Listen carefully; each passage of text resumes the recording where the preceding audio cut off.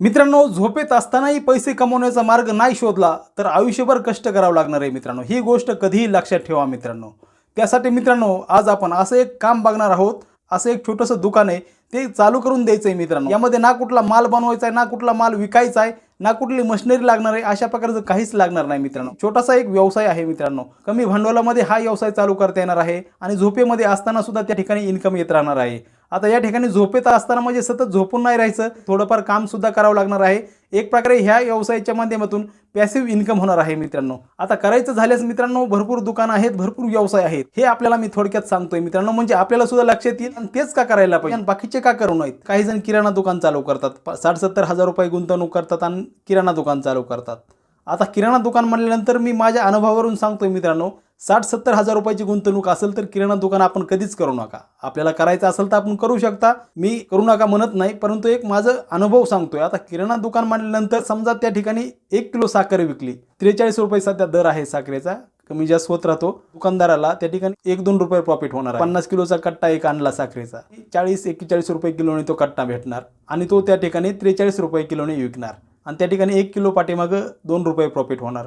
आणि 1 किलो जर साखर सेल करायची म्हटल्यानंतर त्या ठिकाणी परत एक पॉलिथिन आलीच, एक कॅरी बॅग आली, मापून द्यायचं, परत त्यामध्ये माल पॅक करून द्यायचा 1 किलोचा. भरपूर अशा वस्तू असतात की त्या 1 रुपये प्रॉफिट, 2 रुपये प्रॉफिट होत असतं. कस्टमर येणार, एखादा पाऊस असला, ऊन असलं, काही जरी असलं तरी कस्टमर येत राहणार त्या ठिकाणी, परंतु कमाई म्हणावं अशी होणार नाही त्या ठिकाणी. आणि शिवाय त्या ठिकाणी वेळ जाणार, दिवसभर त्या ठिकाणी अडकून पडावं लागणार. तिथं दुसरा एखादा कुटुंबातला व्यक्ती असेल तर थोडाफार सांभाळू शकतो, पण दुसरा व्यक्ती नसेल तर त्या ठिकाणी दिवसभर अडकून पडणार. परत माल आणायला त्या ठिकाणी जावं लागणार, माल आणायला जायचा वेगळा खर्च, कमाई म्हणावा अशी होत नाही आणि वेळ सुद्धा जातो. आता व्यवसाय करण्यासारखे अजून सुद्धा बरेच व्यवसाय आहे. कपड्यांचा व्यवसाय आहे, चपलाची दुकानं असतील, अशा प्रकारचे व्यवसाय आहेत मित्रांनो. हे आता ह्याच्यामधून कमाई होते, परंतु त्या ठिकाणी मित्रांनो ॲक्टिव्ह राहावं लागणार आहे. तिथं त्यावेळेस तो व्यक्ती तिथं दुकानामध्ये असणार, त्याच वेळेस त्याला तिथं त्याचं इन्कम होणार आहे. त्या ठिकाणी तो ज्यावेळेस दुकान बंद करेल त्यावेळेस त्याचं इन्कम त्या ठिकाणी बंद होणार आहे. त्याला तिथं ॲक्टिव्ह राहावं लागणार आहे. झोपेत असताना त्या ठिकाणी पैसा कमवता येणार नाही, त्या ठिकाणी ॲक्टिव्हच राहावं लागणार आहे. करायचं तर काय करायचं, कोणतं दुकान चालू करायचं? कपडा असेल, चपलाचे दुकानं असतील, इतर अनेक काही व्यवसाय असतील. अशा व्यवसायांमध्ये कमाई होते, परंतु त्या ठिकाणी ॲक्टिव्ह राहावं लागणार आहे. झोपेत असताना त्या ठिकाणी पैसा कमवता येणार नाही. तर करायचं तर काय करायचं, कोणतं दुकान चालू करायचं? असा कोणता व्यवसाय की जे झोपेमध्ये असताना सुद्धा त्या ठिकाणी कमाई होणार आहे? हा व्हिडिओ त्यांच्यासाठी खूप महत्त्वाचा असणार आहे मित्रांनो, ज्यांना निवांत राहून पैसे कमवायचे. तर त्यासाठी मित्रांनो, मी माझ्या अनुभवावरून सांगतोय आपल्याला. मी बऱ्याच ठिकाणी असं पाहिलेलं आहे मित्रांनो, ग्रामीण भाग असू द्या किंवा शहरी भाग असू द्या, अशा ठिकाणी सेविंगचे जे दुकानं असतात, सलूनचे, दाढी कटिंगचे जे दुकानं असतात, त्या दुकानांमध्ये मित्रांनो सतत गर्दी असते, सतत नंबर असतात, 1, 2, 3, 4, 5 सतत नंबर असतात. कोणत्याही वार असू द्या, एखाद्या वारी थोडं कमी असतील, परंतु असतात त्या ठिकाणी कस्टमर, सतत कस्टमर नंबर लावलेले असतात. असे काही व्यक्ती आहेत मित्रांनो, त्या व्यक्तींनी आपापले दुकानं चालू केलीत, 2-2, 3-3 दुकानं चालू केलेत. त्या ठिकाणी त्यांनी गावाकडून कारागीर वगैरे आणलेले, चांगलं छोटंसं शॉप घेऊन त्या ठिकाणी त्यांनी व्यवस्थित आरसे वगैरे लावलेत, व्यवस्थित चेअर वगैरे ठेवलेले आहेत. जे काही सामान असतं त्याचं त्यांना स्वतःला काम येत नाही ते, परंतु त्यांनी कारागिरांच्या मार्फत ते सर्व करतात. आणि कारागिरांना काही ठरवलेलं असेल, त्यांनी काय 50% वरती किंवा 60-40 त्यांच्यामध्ये जे काही ठरवलेलं असेल ते तसं ठरवून त्या ठिकाणी कारागीर सगळं दुकान सांभाळतात. मालक आपला बिंदास्तपणे जास्त ॲक्टिव्ह न राहता त्या ठिकाणी कमाई करतो. कारागीर त्या ठिकाणी पूर्णपणे दुकान सांभाळतात. आता बऱ्याच जणांना वाटेल की अशा प्रकारचं काम आम्हाला जमत नाही आणि ते काय आमचं काम नाही. परंतु मित्रांनो, आपल्याला काम येत नसेल तरी आपण अशा प्रकारचा व्यवसाय मित्रांनो कारागिरांच्या माध्यमातून करू शकता. अशा प्रकारचे भरपूर कारागीर मिळतात सध्या. कारण अशा प्रकारचे जे कारागीर आहेत मित्रांनो, ते स्वतःचं दुकान कमी करतात, कारण त्यांना गावाकडे वगैरे जायचं असतं, दुकानाच्या भानगडीत पडत नाहीत.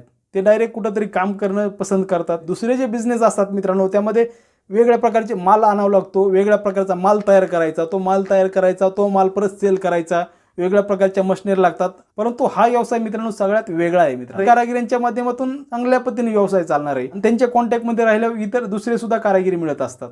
आता एखाद्या ठिकाणी अशा प्रकारचं सेविंग आणि हेअर कटिंगचं व्यवस्थित दुकान जर सेटअप लावला आणि त्या ठिकाणी 3 चेअर्स असल्या, नंतर एखाद्या कारागिराने दिवसभरामध्ये 1000 रुपयाचा धंदा केला, त्या ठिकाणी 8-10 कस्टमर त्या ठिकाणी त्यांनी दिवसभरामध्ये जर केले, 50-50 म्हणलं तरी मालकाला त्या ठिकाणी 500 रुपये जाणार, कारागिराला 500 रुपये जाणार, दुसऱ्या चेअरचे 500, तिसऱ्या चेअरचे 500, असे मिळून मित्रांनो मालकाला त्या ठिकाणी 1500 रुपयाचं इन्कम येणार आहे. त्या ठिकाणी 1500, कधी कमी होईल कधी जास्त होईल, मी काय म्हणत नाही फिक्स 1500च होणार आहे. काही कमी होणार कुठल्या दिवशी, एखाद्या दिवशी कस्टमर जास्त असतात त्या दिवशी जास्त सुद्धा होऊ शकतं. यामध्ये जो खर्च असतो दुकानाचं भाडं वगैरे, तर त्या ठिकाणी मालकाकडे असतं. त्या ठिकाणी दुकानाचं भाडं असेल, लाईट बिल असेल वगैरे, सलूनसाठी लागणारे जे सामान वगैरे, सेव्हिंग क्रीम वगैरे जे काय असतं ते मालकाकडे असतं. या ठिकाणी कारागिरांकडे सुद्धा खर्च जातो. तर त्या ठिकाणी मित्रांनो झोपेमध्ये असताना सुद्धा चांगल्या प्रकारे इन्कम होऊ शकतं मित्रांनो. एकदा एक सिस्टीम तयार करायची त्या ठिकाणी, आणि सिस्टीम तयार केल्यानंतर सतत त्याच्या माध्यमातून इन्कम होत राहणार आहे. सतत गर्दी असते, 12 महिने चालणारा व्यवसाय आहे. अशा प्रकारचं एखादं दुकान चालू केलं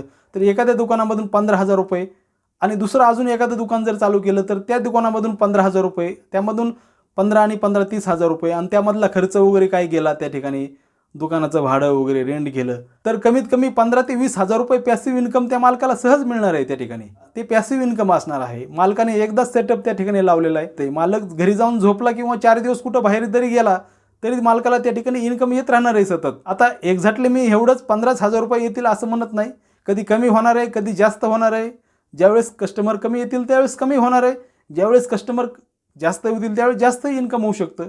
एक्झॅक्टली मी म्हणत नाही की एवढंच होणार आहे. कधी कमी होतं, कधी जास्त होतं. कुठल्याही प्रकारचं जास्त मशिनरी लागत नाही, ना माल आणायचा आहे, ना माल विकायचा आहे, किंवा कुठली मशीन घ्यायची, माल तयार करायचा आहे, अशा प्रकारचं कुठलंही झंझट नाही. आता पुणे आणि पिंपरी चिंचवड सारख्या शहरांमध्ये एका व्यक्तीने मित्रांनो 4-4, 5-5 शॉप अशा प्रकारचे दुकानं चालू केली आहेत, आणि त्याच्या माध्यमातून ते चांगल्या प्रकारे इन्कम करत आहेत मित्रांनो. डिमांडिंग व्यवसाय आहे, आणि अशा प्रकारच्या व्यवसायाची सुरुवात जर करायची असेल तर एक 60-70 हजार रुपयाच्या गुंतवणुकीमध्ये सहज अशा प्रकारच्या व्यवसायाची सुरुवात करता येणार आहे. सुरुवातीला 2 चेअर ठेवल्या किंवा 3 चेअर ठेवल्या, 1-2 कारागीर जर ठेवले तर त्याच्या माध्यमातून चांगल्या प्रकारे व्यवसाय चालणार आहे, आणि पुढे चालून मोठ्या लेवलमध्ये सुद्धा अशा प्रकारचा व्यवसाय नेता येणार आहे. कारण ह्या व्यवसायामध्ये चांगलं पोटेन्शियल आहे.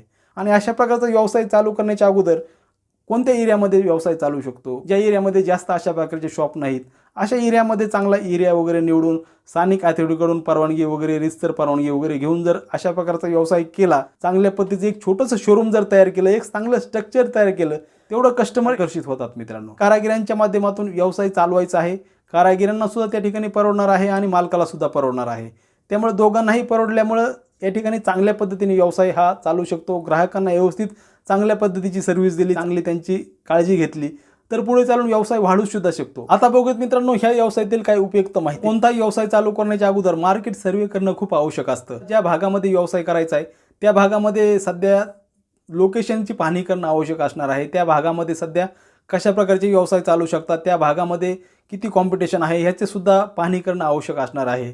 तसंच व्यवसाय चालू करण्याच्या अगोदर स्थानिक अथॉरिटीकडून परवानगी घेणं सुद्धा आवश्यक असणार आहे. त्यामध्ये शॉप ॲक्ट लायसन असेल, किंवा स्थानिक काय महापालिका असेल, किंवा नगरपालिका किंवा ग्रामपंचायत असेल, त्या ठिकाणी स्थानिक अथॉरिटीकडून परवानगी घेण्याची सुद्धा आवश्यकता असणार आहे. अशा काही महत्त्वाच्या बाबी असतात मित्रांनो, त्या महत्त्वाच्या बाबींची पूर्तता करणं सुद्धा आवश्यक असणार आहे.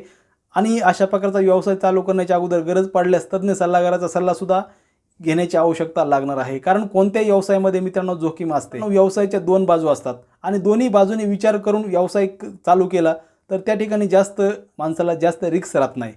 अशा प्रकारे मित्रांनो ह्या छोट्याशा व्हिडिओच्या माध्यमातून आपण कशा पद्धतीने पॅसिव्ह इन्कम जनरेट करता येईल व्यवसायाबद्दल बघितलं. आणि तो व्यवसाय म्हणजे मित्रांनो हेअर कटिंग सलूनचा व्यवसाय आहे मित्रांनो. कशा पद्धतीने एक सिस्टीम निर्माण करता येईल, आणि कशा पद्धतीने यामध्ये ॲक्टिव्ह न राहता कशा पद्धतीने एक इन्कम येत राहणार आहे याची आपण थोडक्यात माहिती बघितली. आपल्याला हा महत्त्वपूर्ण व्हिडिओ आवडला असेल तर व्हिडिओला लाईक करा.